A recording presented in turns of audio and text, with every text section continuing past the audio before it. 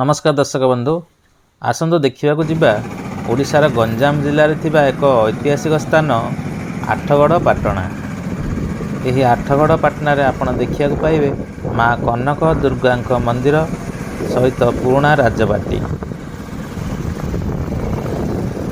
बर्तमान आम आठगड़ पाटना गाँ मध्य दे जाउछे। देखंतु रास्ता रे एक सुंदर मंदिर पड़ला।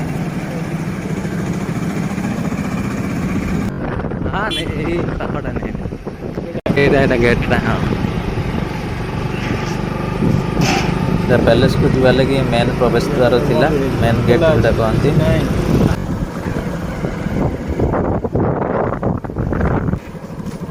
सीधा तो सीधा ना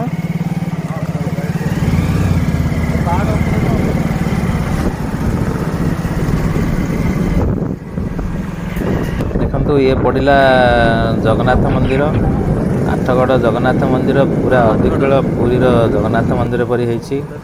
बहुत सुंदर होईछि मंदिरटी। देखंतु ये होछि आठगड़ जगन्नाथ मंदिर।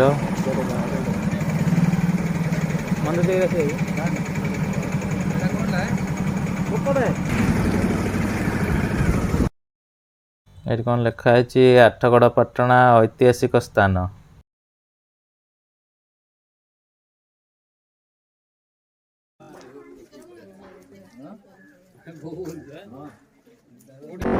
ये आठगड़ पाटना रे अनेक गुड़िए मंदिर आप देखा पाइबे। देखंतु ये गोटे मंदिर सब जराजीर्ण अवस्था रे अछि। ये रास्ता रे गले पड़िबो माँ कनक दुर्गा मंदिर ता पाखु लागिकरी किंग पैलेस बा राजबाटी। देखंतु पूरा राजबाटी पूरा गछ बुछ लटारे माड़ी गलानी भांगी रुजी जाइछि। मारिकी खाऊले यहाँ हूँ आठगड़ राजांकर इष्ट देवी माँ कनक दुर्गा मंदिर। आसନ୍ତୁ मंदिर भीतर को जीवा माँ को दर्शन करवा।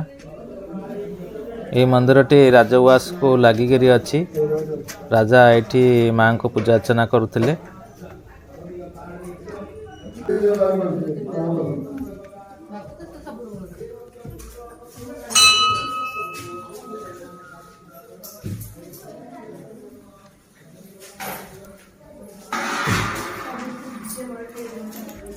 अष्ट दुर्ग बोली कहते आठटा दुर्ग ये थिला कहीं कोटे अच्छे आठटा शंभु आ दुर्ग ना अष्ट दुर्ग बोले आठटा दुर्ग बोली भाई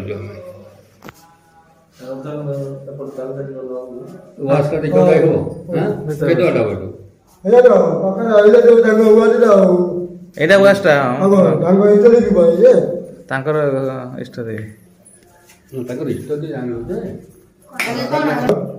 कनक दुर्गा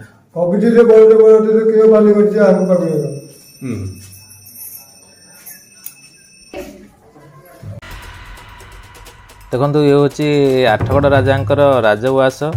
पूरा गछपत्र लटारे भर्ती होती भांगी गलानी भी पूरा जराजीर्ण अवस्था देखो देखा राजउवासटी पूरा भांगी रुजी जाइए। देखो यहाँ भीतर दृश्य देखो चारिआडे पूरा गछलता माड़ी जाइए। पूरा भग्न अवस्था पड़ी रही राजउवासटी।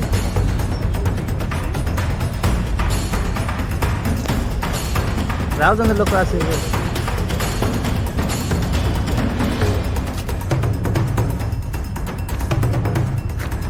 राजा भांगी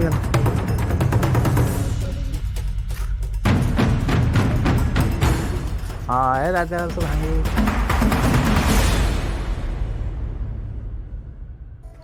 तत्कालीन आठगड़ राजा बाग्र तपस्वी द्वारा यह राजमहल टी निर्माण करा जायथिला। देखंतु पिलर गुड़ाक सुंदर होईछि। छात भांगी गलानी चारिआडे गछ पछ मारी जाइछि।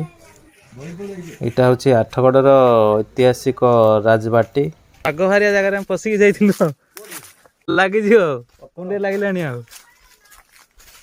याडे याडे ए सीधा सीधा एटा गोटे राजप्रसाद को लागिकरी थिबा एक मंदिर।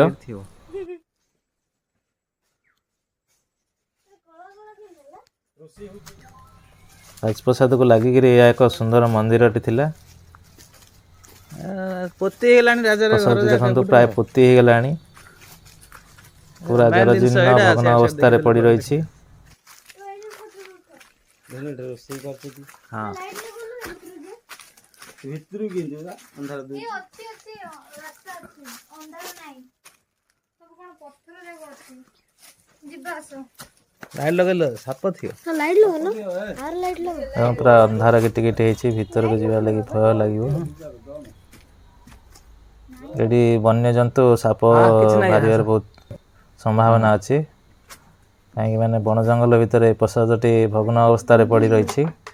ଏଇଟା ଦେଖନ୍ତୁ ଉପର ଛାତ ଭାଙ୍ଗିଗଲାଣି, 2 ମହଲା ଏଇ ପ୍ରସାଦଟି।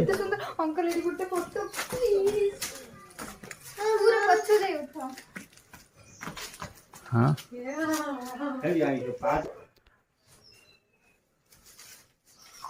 फोटो उठेला हाँ हाँ मोर देखो साप काटे अच्छे हो जी हाँ एपटे तो पदा भारिया अछि से भीतर रे कोन पछ कांडे बुल्ला आटे पळा अंधार